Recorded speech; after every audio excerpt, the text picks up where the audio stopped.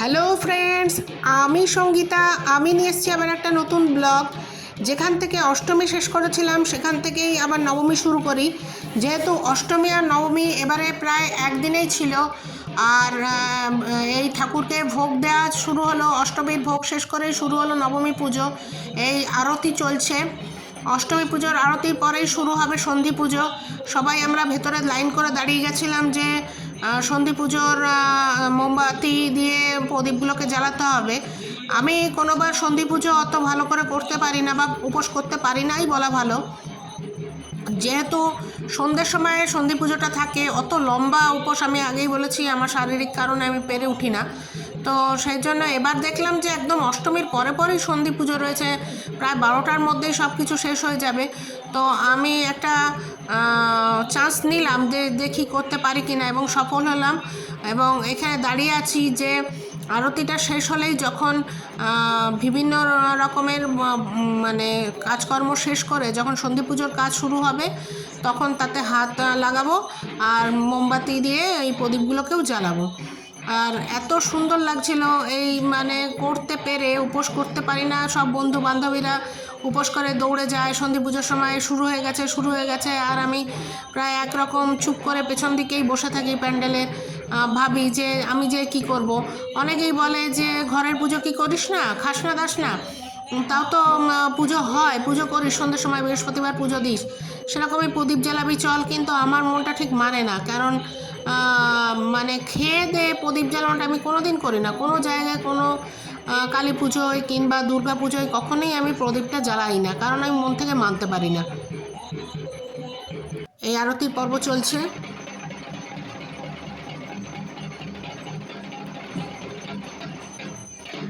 প্রচুর ভিড় এই সময় জমা হয়ে যায়। সবাই ভাবে 108টা তো মাত্র প্রদীপ, কিন্তু লোক তো আমাদের প্রচুর। যদি পুরুষ বাদ দিই তাহলেও মহিলা প্রায় 1000 জন আছেন। আর এই সবাই দাঁড়িয়ে আছে ভিড় করে তীর্থের কাকের মতন। যদি একটা জ্বালানো যায়, তার মধ্যে অবশ্য সবাই উপোস করেন না, তবুও অনেকেই তো থাকেন।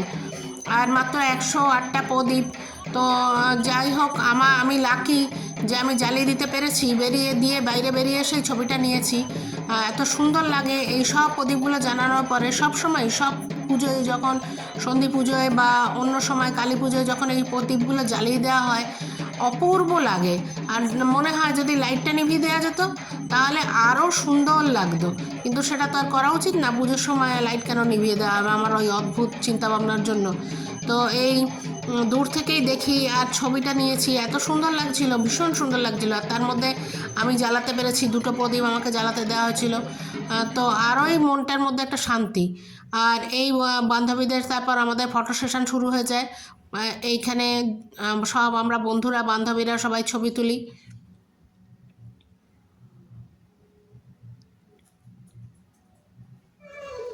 আর এই হচ্ছে আমার বান্ধবী প্লাস সোনুর হচ্ছে দিদি, তার মেয়ে, মানে সোনুর দিদি আমার বান্ধবীর মেয়ে। এই নাচ করছে এই কবিতার সঙ্গে। ও এই নাচটা নেচেছে। আর ও 3টে মেট্রো চেঞ্জ করে ও কলেজ করে, তারপর যে কখন এসে এই প্র্যাকটিসটা করেছে কে জানে। আর খুব সুন্দরভাবে ও উপস্থাপনা করলো। আর সঙ্গে ভদ্রমহিলা যিনি আছেন তিনিও বেশ সুন্দর করেই কবিতাটি বলে গেলেন, কৃষ্ণকলি।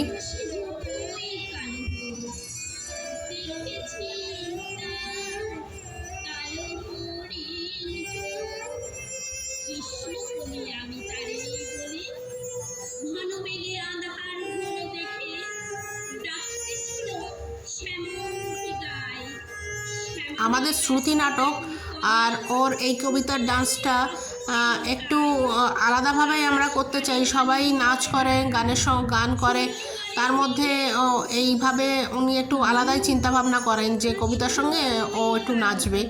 সেটা বেশ সুন্দর লাগে দেখতে।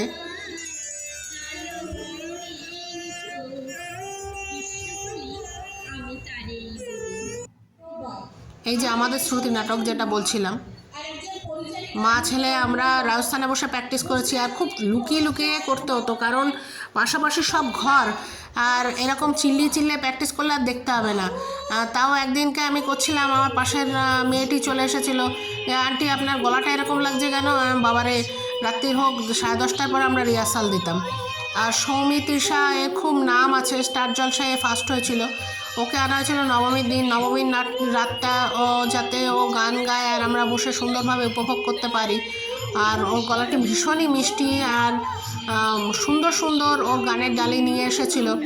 রাত্রি 2টোয় বাড়ি যখন ফিরছি ওর গান মানে ছেড়ে আমরা উঠতে পারছিলাম না। লাস্ট দিন আমরা বরাবরই এরম করি, মনে হয় আবার তো একটা বছর বসে থাকি, আড্ডা মারি। যখন রাত্রি 2টোর সময় বাড়ি ফিরছিলাম তখন বেশ ভয় করছিল, দিল্লি বলে কথা, সে যে শহরই হোক, এখন তার কোথাও কোনো জায়গায় সেফ নেই মেয়েদের জন্য। যা হোক, আমরা 3জন ছিলাম, আমি, আমার হাজব্যান্ড, আমি। মানে কতক্ষণে গাড়িটা আসবে আর উঠে পড়বো সেই চিন্তায় কোনো রকমে বাড়ি পৌঁছে মানে একটা তৃপ্তি। কিন্তু ওর প্রোগ্রামের জন্যই আমি বসেছিলাম, এত ভালো ভালো গান নিয়ে এসেছিলো, উঠে আসতে পারছিলাম না।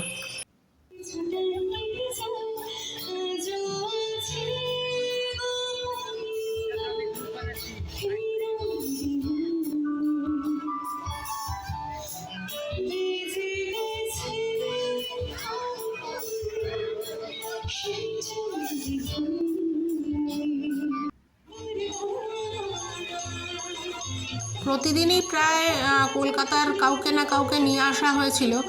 আগের দিনের যে প্রোগ্রামগুলো হয়েছিল সেইগুলোও ভালো ছিল, আর আজকের প্রোগ্রামটাও ভালো হয়েছে।